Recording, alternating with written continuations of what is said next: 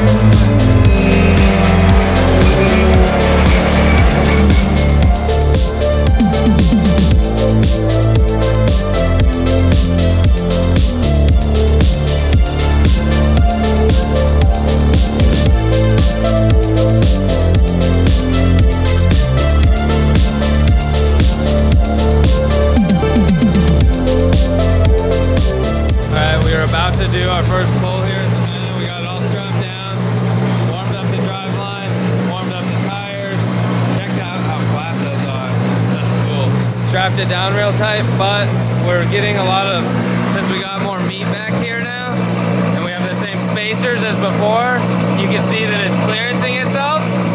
It's kind of like the fenders pulling back and forth, and I don't want to just blast a fender off here at D-Sport. Instead of doing that, we're gonna quickly pull the overs off so it can do whatever it wants, and we'll be good to go. So that's the plan right now, then we'll start making hits on the dyno. Check that out.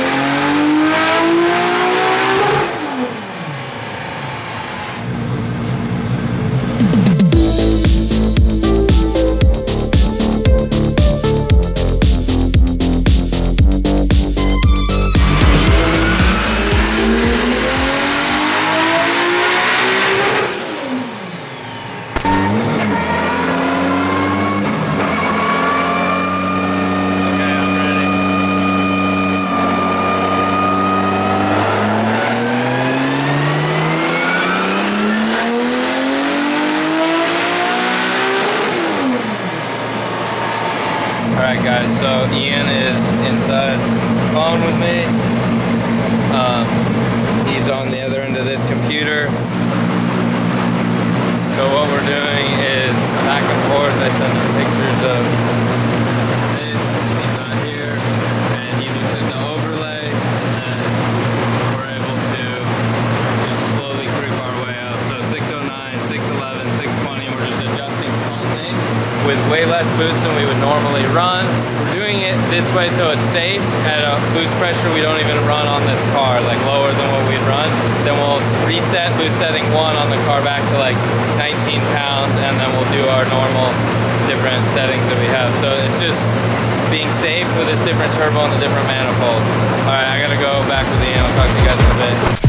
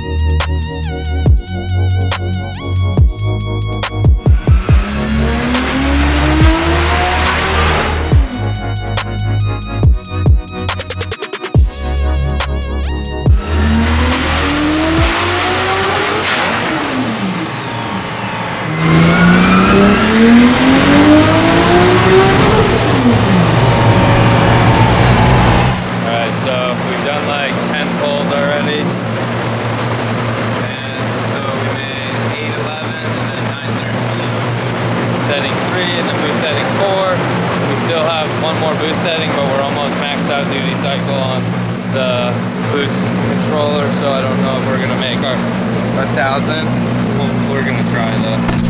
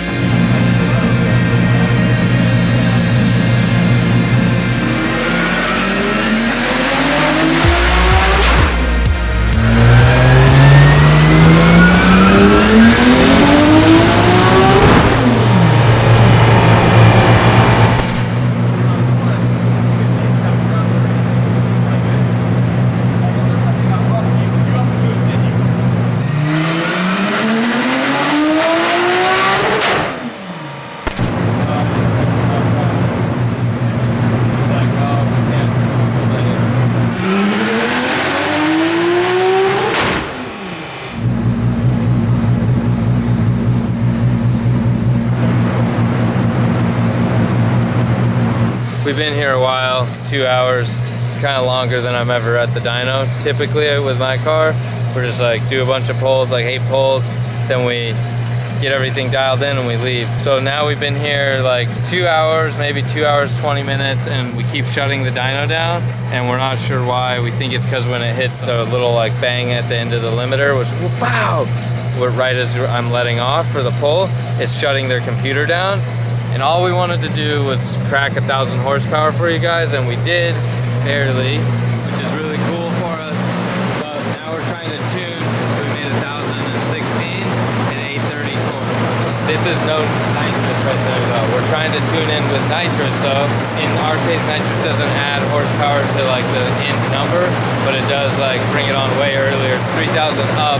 You'll, hold on. We're just waiting for him to switch the controller. The controller, the green and red button, keeps like staying on green. He's helping us. So Ian asked me how we were doing, so then I put him back on mute for a second.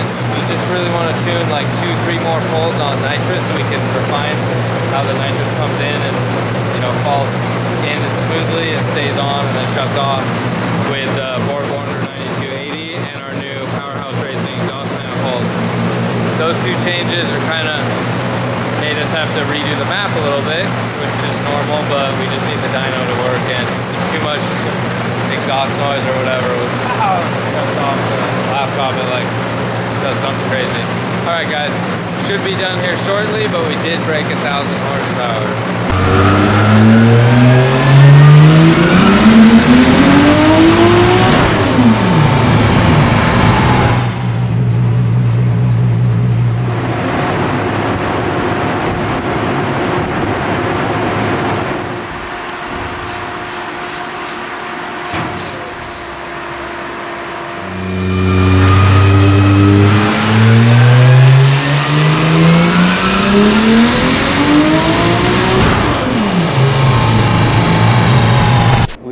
Did a bunch of pulls, made 1,000 horsepower. We started to see coolant pressure rising at the end of our runs here. Like we were doing boost 5 and it sprayed a little coolant out, and then we're like, uh-oh, did we lift the head or do we have a compromised head gasket? I don't know the answer yet. So then we cooled it down. It didn't actually get hot, but we cooled it down enough to like open the cap and then refill it back up. Did 3-4 more pulls. It was like increasing, but it wasn't spraying coolant out. So there's something up. So what we're gonna go do is back to the shop, leak down test, and see if one of the cylinders, part of the gasket in that given cylinder, which one we don't know yet, but is like letting pressure pass when we're in boost. That's all we can think of what may or may not have happened, or we're taking the head off, but first we're gonna do that leak down test. So that's frustrating for us because we wanted to just go drive the car on Wednesday, so now we have to work to make that happen. So we're gonna do that, and then we'll keep you guys updated on what happens. But cool thing is the new turbo makes a lot more horsepower, like another 80 horsepower, because we made like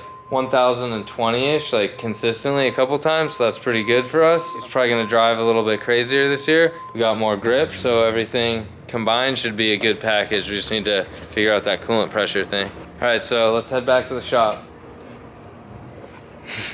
All right, guys, we had the little issue on the dyno, and you wanted to know what it was. Well, we wanted to know what it was too. We did a leak down test. Leak down test is going to tell you if you have like any issues like valve sealing or your cylinder sealing or your piston sealing in the cylinder wall. You want your leak down numbers to be in the range of like 10% or less. You can see here we have 8, 5, 6, those are good. 30, that's horrible. 8, 8. So 30, something's going on there, and we know it's coming out of the exhaust valves, and we know it's bad coming out, the noise is like just flowing out the exhaust. Rather than try and like chase that down like by setting backlash on that one or seeing if it's lash related, I'm just going to get this head off because I want to go drive the car and test it, and we have a spare head that's already done from the machine shop.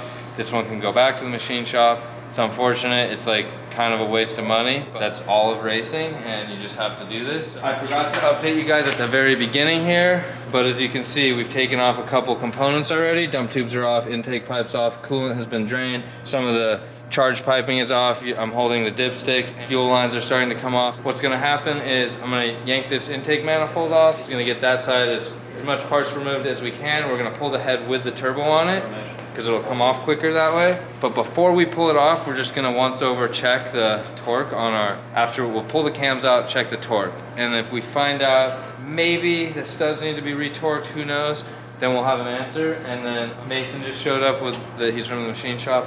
He's gonna let us borrow their straight edge, then we're gonna check the deck on the block. Something happened today when we were pushing power on the dyno, and I wanna make sure it's not on the block, because if it is, we need to swap the motor. If that's the case, it might make it kinda hard to make it by Wednesday, but we still could probably make that happen. All right, that's our update. We gotta rip a bunch of these parts off. I'll talk to you guys later. We'll show you what we find.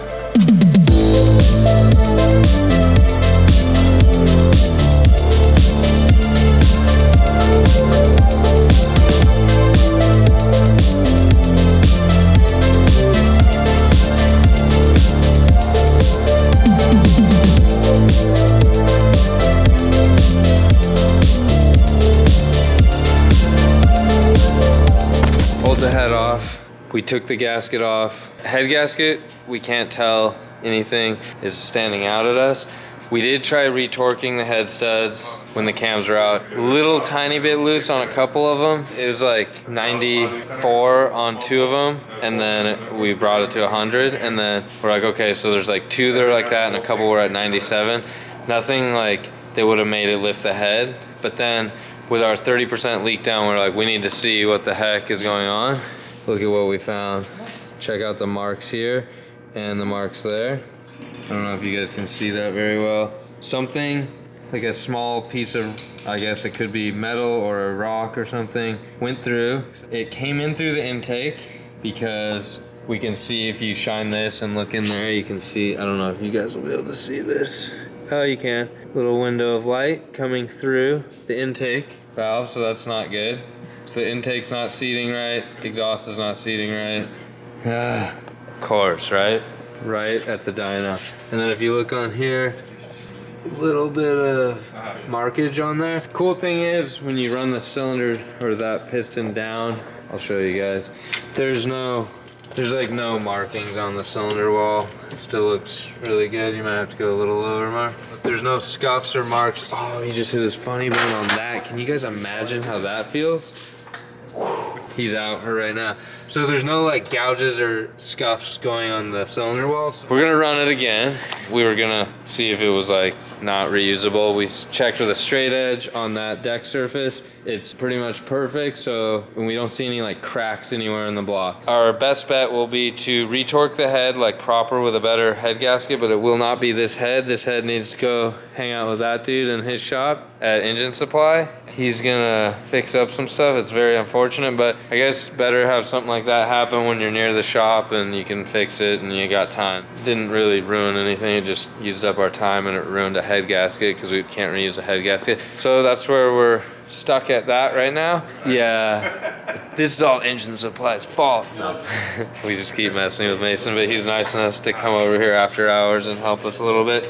Disappointing, but not anything crazy. Just got a lot of nuts and bolts we got to put back together in here. We'll have it fired up tomorrow with one of the new heads that I was going to use as a head that just goes in the trailer for transport. So that'll be this head will go on there with all fresh GSC, beautiful everything. That's better in the sense that that's on there, but I'm still not going to use that head for this season because this season we get that motor over there with one of those heads. Yeah, there's a lot of 2J heads in bags that have already been at the machine shop. Let me show you the head gasket. What I think was seeing a little bit of imperfection here at like the edge of 3 and 4 where they meet, but it's so small and I don't know, I think I lifted the head on that 1020 horsepower pole with nitrous because there's enough pressure inside the cylinders. I know I'm only doing like 33 PSI of boost, which is nothing crazy. People run like 60 or 80, 100. Well, they probably don't run that on a stock head gasket. They probably have like the O-ring type where it seals on like the steel O-ring or whatever, however it is for drag race guys, but which I'm not trying to do that. This is in a sense a lower horsepower race motor. It's only like 1,000, but there's a lot of cylinder pressure, so possibly there could be something there. Who knows? We didn't make quite that much power last year, so we'll get it back together. We'll torque the head in steps and get it super tight, and then we're gonna run it again, but we're gonna go run it at the track, and we're not gonna run 1,000 horsepower. We're gonna run it at like 900s. Maybe we'll never see this again, but we have a couple weeks till the season starts, and we can do like our testing and see if we run into coolant pressure issues again. All right, that's where we're at for the end of the day. We're gonna clean up a little bit and then start again tomorrow. Mark has a story to tell you guys. And that's it. See you later. Okay, so I really wanted to go drifting.